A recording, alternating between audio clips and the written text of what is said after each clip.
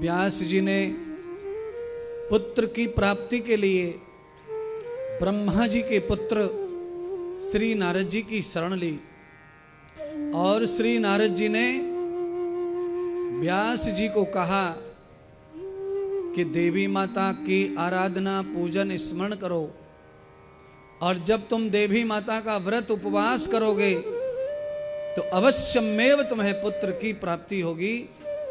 क्योंकि तुम्हें पुत्र इसलिए नहीं चाहिए कि तुम्हारे घर पानी रहने वाला चाहिए, तुम्हें पुत्र इसलिए चाहिए कि तुम स्वयं भगवान के प्रचार प्रसार के लिए पुत्र की प्राप्ति चाहते हो। धर्म की स्थापना, धर्म की रक्षा, कुल की रक्षा, राष्ट्र की रक्षा, समाज की रक्षा और धर्म की रक्षा जो करे, ऐसे मांगने वाले को भगवान दे ही देते हैं, चाहे उसके भाग्य में नहीं है। पर अगर वो ऐसा अच्छा सोचता है तो उसके बिना भाग्य के भी उसे वरदान प्राप्त होगा। व्यास जी के भाग्य में पुत्र था नहीं, इसीलिए बुढ़ापे तक हुआ नहीं। अब बताओ 80 साल में बेटा कैसे हो सकता है, 100 साल में कैसे हो सकता है, 200 साल में कैसे हो सकता है, ये सारी चीजें आपको समझनी है। अच्छा, भाग्य में था नहीं तो फिर पैदा कैसे हुआ? पैदा इसीलिए हो गया क्योंकि माता रानी को पुत्र देने के लिए, धन देने के लिए, काया देने के लिए जाना जाता है। जिनको माताएं, बच्चे जिनके गूंगे हो जाते हैं, गूंगे बच्चों को भी बोलना आ जाता है। हमने बहुत महत्तम सुना है, जम्मू में जो माता वैष्णो देवी हैं, जो कलयुग में अवतार लेकर आई हैं, वह वैष्णो देवी माता के चरणों में कोई स्वर्ण की जीव अर्पण कर दे सोने की, तो गूंगे को भी बोलना आ जाता है। ये मान्यता वैष्णो देवी की है महाराज। शैलपुत्री माता की जो मान्यता है वो मैं बता चुका। अच्छा बर चाहिए तो शैलपुत्री का ध्यान भजन स्तवन करो। कुमारी माता, शैलपुत्री माता जो है ध्यान साधना के लिए जानी जाती हैं, इसीलिए उनका आहार दुग्ध और घृत, श्वेत वस्त्र है, यानी कि सफेद रंग का जो वस्त्र है वो शांति का, ध्यान का प्रतीक होता है।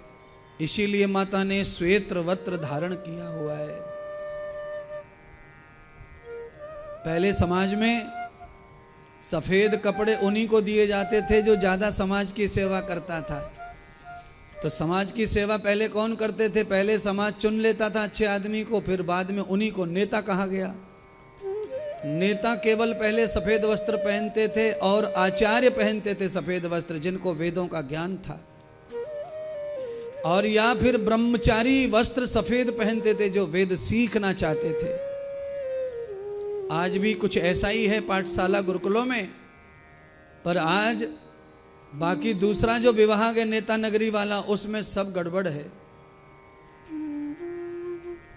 आज तो सफेद कपड़े शौक मौज में न जाने कौन कौन पहनता है, पर सफेद वस्त्र का अधिकार सबको पहनने का नहीं है महाराज।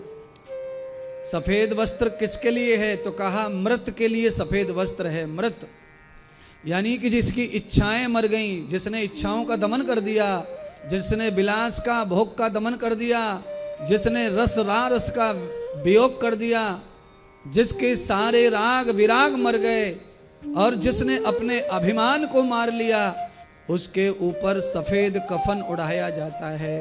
अर्थात जीवित में भी अगर वस्त्र सफेद पहने कोई, तो उसे अपने अहंकार को मारना है, बुराई को मारना है, तो सफेद वस्त्र का शरीर को लाभ प्राप्त होता है। हर वस्त्र के पीछे कोई न कोई कहानी है महाराज।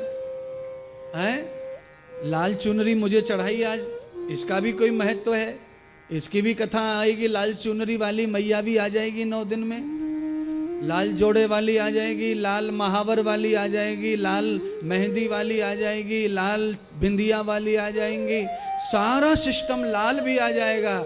पर आज श्वेत रंग की पूजा हो रही है।